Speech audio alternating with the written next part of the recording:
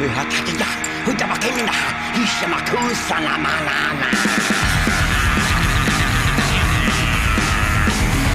love her humor. I love her aesthetic. I love her take on drag.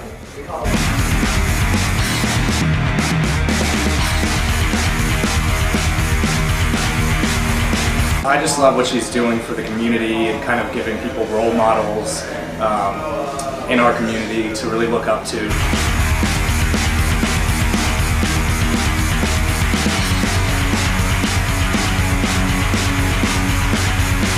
Sharon Needles is a babe. That's it. She's a babe. She's a total babe. She's got it all. She's smart. She's funny.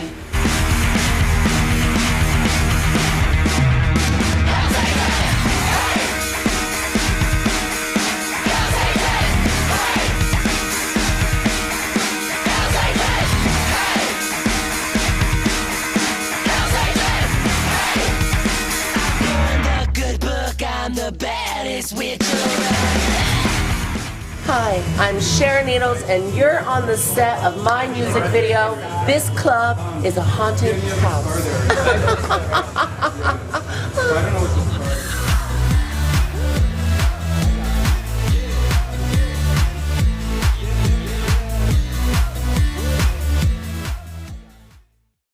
I remember the first time I saw The Wizard of Oz, I was 4 years old, and we would watch it every year because they used to play it every year on TV.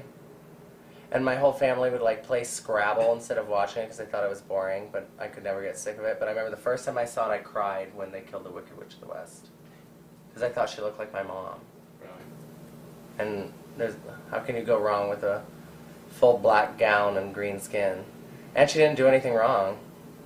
She just showed up and asked some bitch for her shoes back. I mean, she was the only known living relative of the deceased, and she just asked for her property back.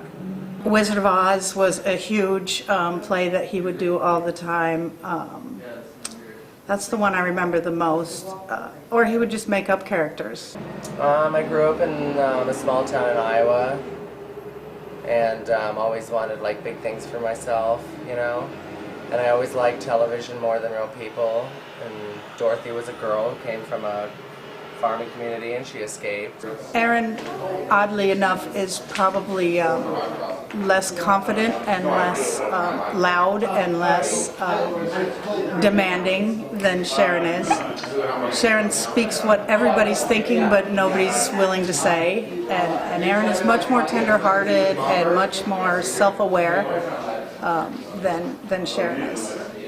Well, in our house you couldn't get a Halloween costume from the store. You could get accessories, but we'd go to the Goodwill or the Salvation Army and pick things to have for a costume. But he was always into making plays and costumes and characters. Boo! I scared you. This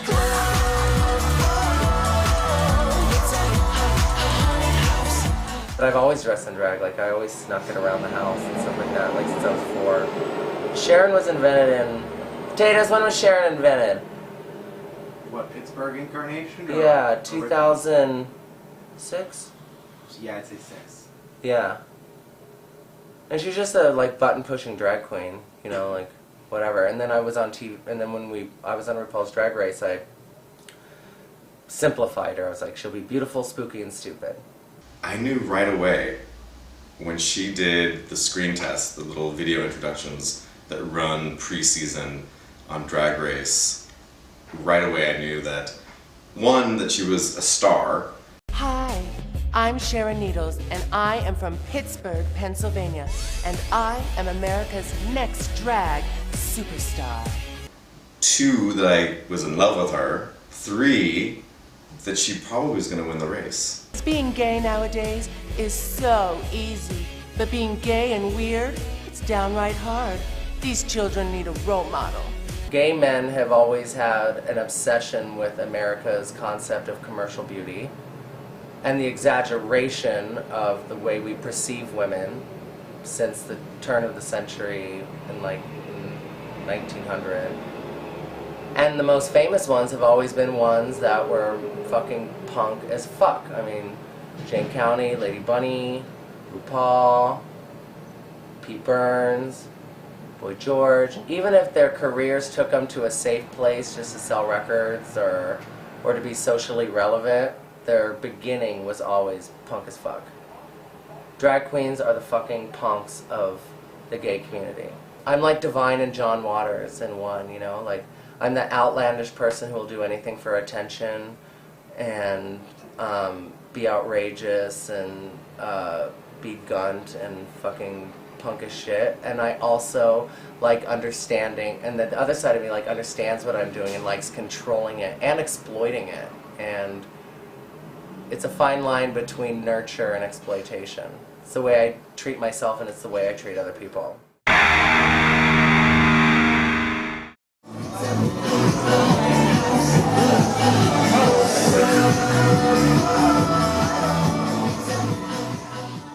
It's not a traditional drag look, you know. A lot of even straight people, they'll see a drag queen and they kind of understand it's someone impersonating a woman to a certain degree, but Sharon and a lot of other really important nightlife people, they push the boundaries, they make it known that it's about art.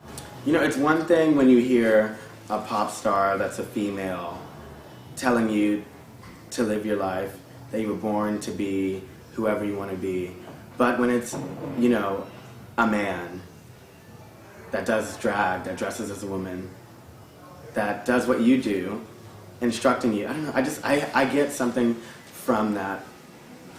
All my life growing up, I've always loved men teaching me, and Sharon just teaches me every step of the way. If I saw someone with like a chopped off arm, I would coax them with any phrase or part of my being to get them to work with me.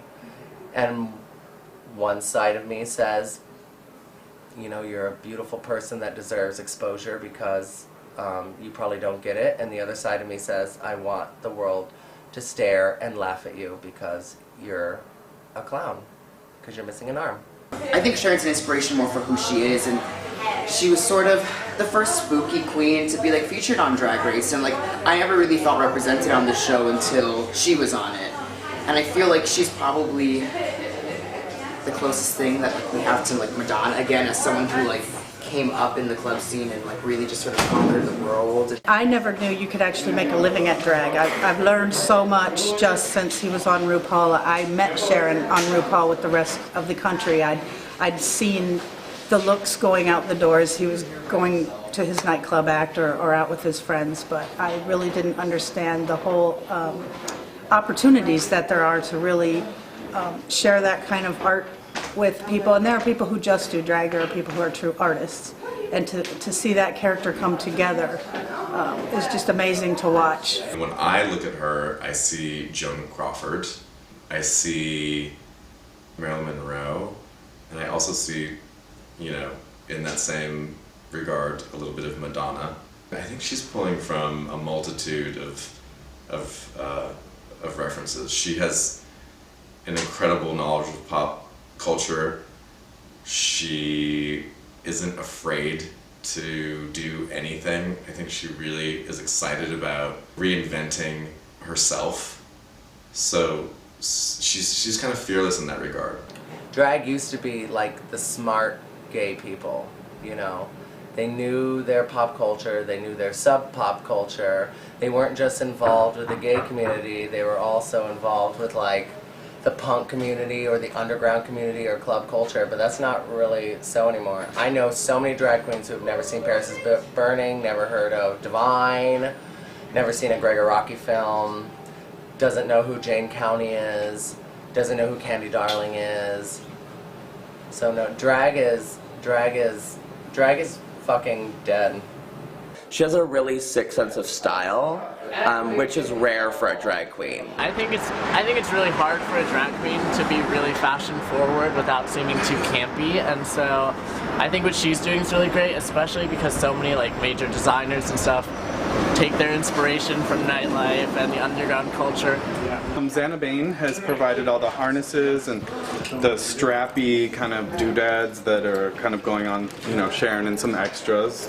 PJ of Wonderpuss Octopus has sort of provided all of those, encrusted kind of items. I think she's really mixing high fashion with the underground drag culture that hasn't necessarily seen that. So I think she's blending a lot of haute couture, high fashion looks, and making them very mainstream, very accessible for the drag community. The cohesiveness and everything that I pulled is just creepy, macabre. It's got to be dark. It's got to be black, cream, bone, beige is kind of the color palette, and just anything, creepy, dark, not trite Halloween driven, but, of the deconstructed body, nature, or rotten corpse kind of inspired. It's a mixture between high fashion, tangibility, ready to wear with a touch of runway, dark, punk, rubber, leather. I've done a lot of work with Sharon. We have a lot of similar design aesthetics, so she's really an easy client for me to understand and kind of give her what she wants.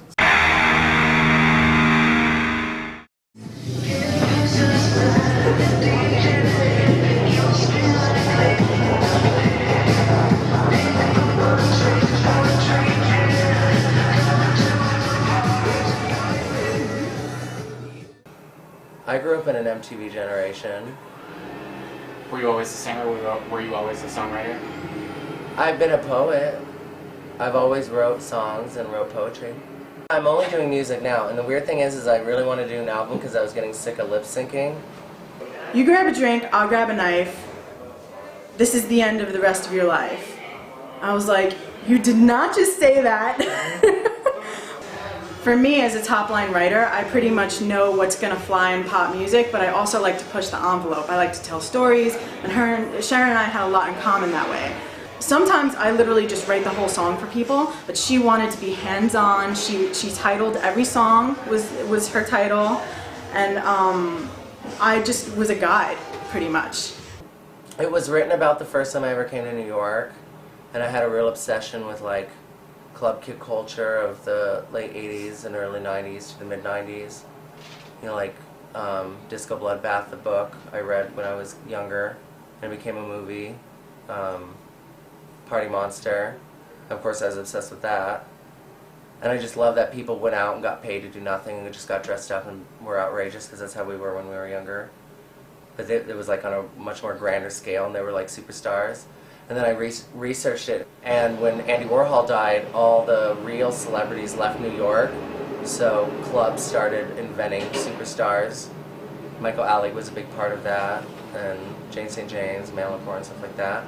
The first time I came to New York, I went to Van Damme, one of Suzanne Barger's parties, and I walked in, and it was so scary. The music was electronically dark, and everyone looked really cool and dark, and I was nervous because I was afraid my look wasn't right and tight, and I was like, this place is a haunted house. It's dark everywhere you turn. There's some dressed up monster. She had a strong idea of a nightclub scenario that culminates in a blood orgy. We did the nightclub shot last night, which was amazing, and I was so delightfully intimidated because they're like, could you just go stand next to Sharon and just pose? I'm like, you want me to pose next to Sharon? Like the queen of posing? Okay, that's fine. But I just channeled it. I just channeled my inner Sharon and got into it. I know it goes into distressing a facade, making it look like it's 100 years old, but they did it with 100 rooms. And I just walked into every single set. I said, oh my God, I just want to shoot everywhere.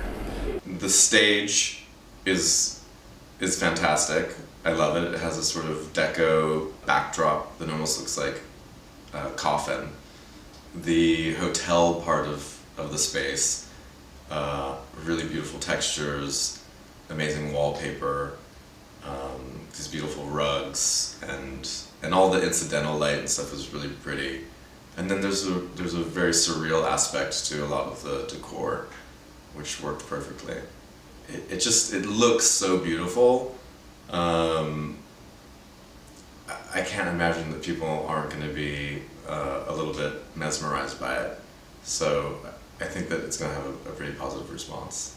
They're going to embrace it, and they're going to say, this is a really great looking image.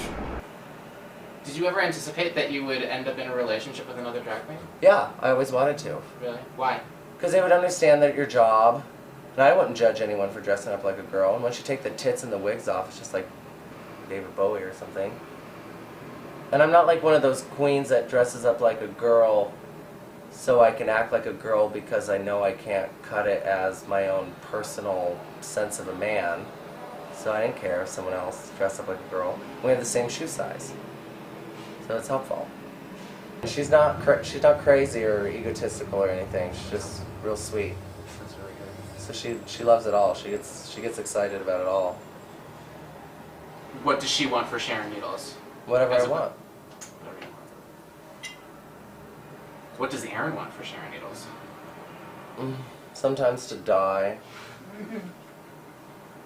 To be genuine, because I have a problem with that, because I'm like a people pleaser. Sometimes I feel like I shouldn't go too far, or I should take her in a direction that's good.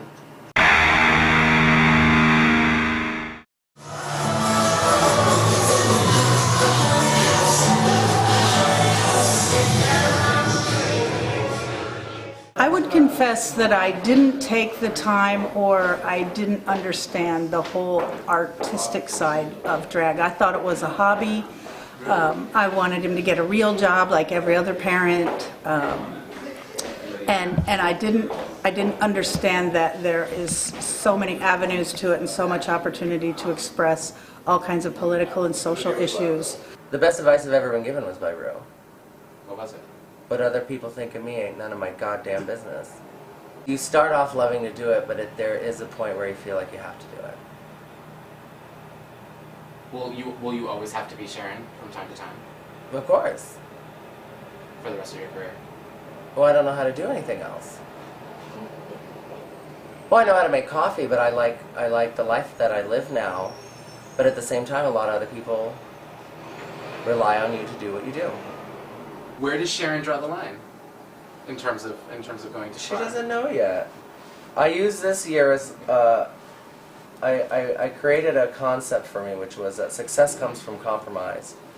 And I've watched people not be successful because they decided not to compromise. You know, I think she just has an edge. I think she really brings fullness to the table. It's realness. You know, sometimes you see some queens out there and they're marking, and you know, you're like, don't take your wig off. She, every day, every single time she shows up and those lights go on, she's on point. Makeup is perfect. Everything's, you know, she's the epitome of what a good drag queen or nightlife personality should be. Throw away everything but the origin. Okay, I'm smoking a cigarette. All right, guys, thank you so much. Everyone, thank you so much for getting this fucking disgusting. Thank you for having mauve hair. Everybody listen to security about directions. I'm getting out of here. He's going to tell you. Confess one secret to Sharon. Yeah. I know where she gets her wigs because I'm wearing one of them right now. I'd probably sleep with Sharon. But I have these really detailed, prolific dreams about her all the time. And they're always very witchy, she always has like a look, and I should tell her some of my looks that I see her in my dreams. I say, oh my God, way too much, Sharon. I'm from Long Island, I can't help it. Oh my God is just in my, it's a reflex. Well, I need her to be like nails on and like the whole 9 yards. I stole some of your obsessive compulsive cosmetics concealer in Pittsburgh because I ran out, and when I was looking for Sharon's cat food I found some. You've got about 20 of them, girl, so whatever. I'm not talking, I'm pleading the fifth on that one. Sorry, plead the fifth. I plead the fifth, okay? Aaron would probably say that he's so cool, so picky, and so particular about his identity that his biggest secret would be that he was Sharon Needles' biggest fan. So it's 1, 2, 3, 4, 5. Are we saying it? Yeah, let's sing the shit out of it. Let him practice it twice.